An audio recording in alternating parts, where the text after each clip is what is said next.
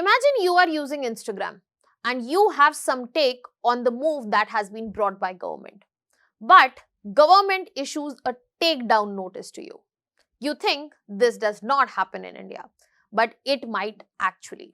Because the government has brought amendment to IT rules 2026 in which you will be getting takedown notices, and the regulation will not be just of platforms, the regulation will be of users as well. Hello everyone, welcome to Vajiram and Ravi's Flash News. My name is Shubhangi Singh, and in today's session we are going to understand that what is the amendment that is being brought to the IT rules, why it is important for all the users, not just platforms, and what are the varied concerns it is raising. So let us begin with understanding that what exactly is in news. What is happening is that India's digital infrastructure and its governance is undergoing a structural shift. As I have said earlier also, that the regulation is going to not just be on platforms but also on the users. And this regulation is coming through the IT Rules Amendment of 2026. Now, this has been introduced today itself by Ministry of Electronics and IT, and they have given it 15 days window to get the public opinion as well. Now, what does this IT Rule Amendment of 2026 does? It brings in the scope of IT Rules 2021, which was limited to publishers, and it increases that scope to influencers, citizen journalists, and also ordinary users which are using platforms such as Google, such as Threads, Instagram, Facebook, X, everything. And this is the core debate, the core question that is being asked here, that free speech is coming and standing in front of state regulation, where we are seeing a trade-off. If state regulation would be pressed in this form, we are compromising on free speech. And if free speech will be put forth, then state regulation might have to take down. So how this balance might be carried off, that needs to be understood. So let us move to understand this in more detail, starting with understanding more key provisions of this amendment. So when we are talking about IT Rules Amendment 2026, the main key provision is of the extension of users, that how earlier rules 14 to 16 of IT Rules 2021 talked about only publishers. Now that will be applicable to anybody posting news or current affairs. That means it might be applicable to me as well. So if I have something to say and government might not agree, then there might be a takedown notice on this. Another key feature that has been talked about is the executive oversight mechanism. There will be Inter-Departmental committee which will be set up, and they will be the one investigating the content. And when they have investigated the content, they will be leaving the final decision to the Ministry of Information and Broadcasting. Now, Ministry of Information and Broadcasting can order the blocking of that content, modification of that content, takedown of that content. And then we have mandatory compliance rule that has been brought through amendment, that platforms, Google, X, Facebook, Instagram, they have to comply with the government orders that are being issued, the advisories that government is giving, and also standard operating procedures that government will make. So what we get to see, that government has brought everybody in the framework. What will be done, what will happen, that has the executive final authority, and there is mandatory compliance. Now add to this, platforms are also exposed. How? There is another key provision which talks about safe harbor. Now, when we are talking about section 79 of IT Rules 2021, it had the safe harbor linkage. It has the safe harbor clause. What exactly it is? It basically says that if users are using the platform for anything at all, and if they are doing something wrong, the platform will get the protection. Why?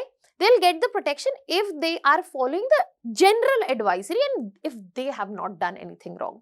So basically, it is a general protection that is given to the platforms if they are not responsible for what users are doing and as long as the government rules are being followed.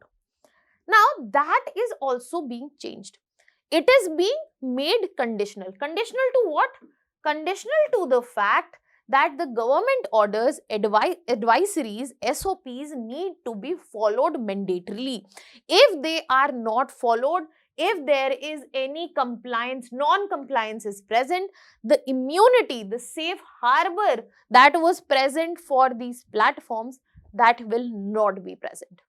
And this is where each and every user and also the platform is bound by government orders, advisories, SOPs and oversight as well.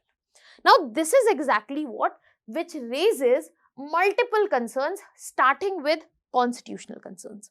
When we are talking about constitutional concern, the first issue here is how it might dilute and violate Article 19 that talks about freedom of speech. When we are talking about freedom of speech, which is a fundamental right, if there are any restrictions which are being placed on freedom of speech, they need to be reasonable as well as proportionate. Now, the problem here is there has been no judicial oversight to this particular amendment that is being brought in, and what we get to see that there is excessive executive discretion. That means Minister of IB gets to decide. IDCB will be responsible for investigation. Government will issue advisories. All of this is being placed in one pocket, and this power is immense. Apart from that, we also get to clearly see there is a very vague definition which has been put in forth as news and current affairs.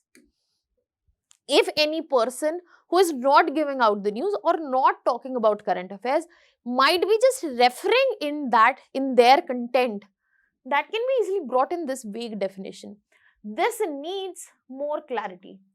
And if there is no clarity at all, it will bring down any form of satire, it will bring down any form of political dissent, bring down comedy, bring down poetic devices which are not exactly in line with their core. So this is where we get to see that the heaviness, the concerns on constitutional side are more. And if you look at the judgment, Shreya Singhal versus Union of India back in 2015, it clearly said if there is any vague and overbroad restrictions brought in, they were struck down. So clearly, judicial precedent is present for the fact such legislation, such amendments will be struck down rather than the fact that such rules have been seen.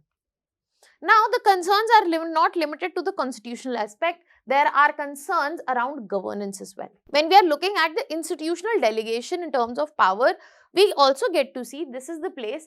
There are certain judicial concerns that have been prior raised. High Court of Bombay, Madras and Kerala, they have already flagged that these provisions, similar provisions which were brought down by the government, they did not work. And in this situation, what we are seeing that this is a possible circumvention of judicial review. They don't want to be coming in the sight of judiciary. So this is one judicial concern. Furthermore, there is governance institutional design flaw. When we are talking about IDCs, Inter-Departmental Committees, which will be responsible for investigation, they are executive body. If you really want a fair and neutral and real investigation, we need an independent regulator, not an executive body.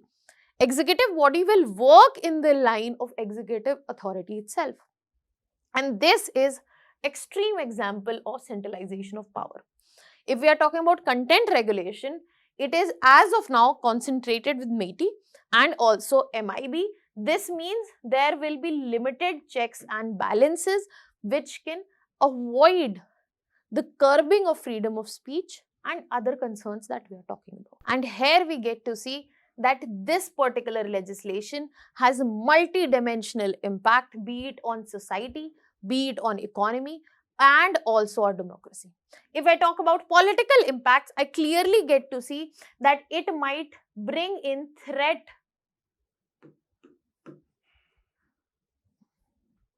to free dissent, political criticism, and also any type of satirical content. Apart from that, if we look at the economic impact, we are talking about an orange economy booming, the content creator economy booming. It is going to bring a huge risk and uncertainty to startup ecosystem, big tech cooperation, and also this orange economy, which is going to be one of the key pillars of our growing economy. Furthermore, the increased compliance cost is going to hurt the economy. The regulatory uncertainty is going to hurt the economy. And now let us move to the social impact. This will impact the marginalized voices. It is going to impact citizen journalism, and this will lead to self-censorship. This will lead to over-removal of content, which does not seem like a free and open democracy. So when we are talking about change of governance, the digital governance, we don't look at changing of our democracy. We don't look at it like changing of our polity. We have to find a very fair balance where free speech is not compromised in the name of state regulation of digital content. And that is why it is very important in coming days we have institutional reforms which has independent regulators. There is reduced executive dominance. There are legal safeguards. For example, clearer definitions and judicial oversight also without any circumvention of judicial review. There is also very clear need to ensure that there is proportionate regulations. Fast check labels are present, warnings are present, limited takedowns are there, so as to ensure that digital content does remain safe, but at the same time it does not compromise the freeness of it. And most importantly, it needs to come with transparency and also participation of the public, because as of now the window for public consultation is merely 15 days, which is extremely limited, again showing that something dicey is present here. Now let me know what are your thoughts on this in the comment section. That was all from my side. I'll be leaving you here with a prelims practice question, very important from the perspective of the exam. Let me know the answer in the comment section. That was all. Thank you so much.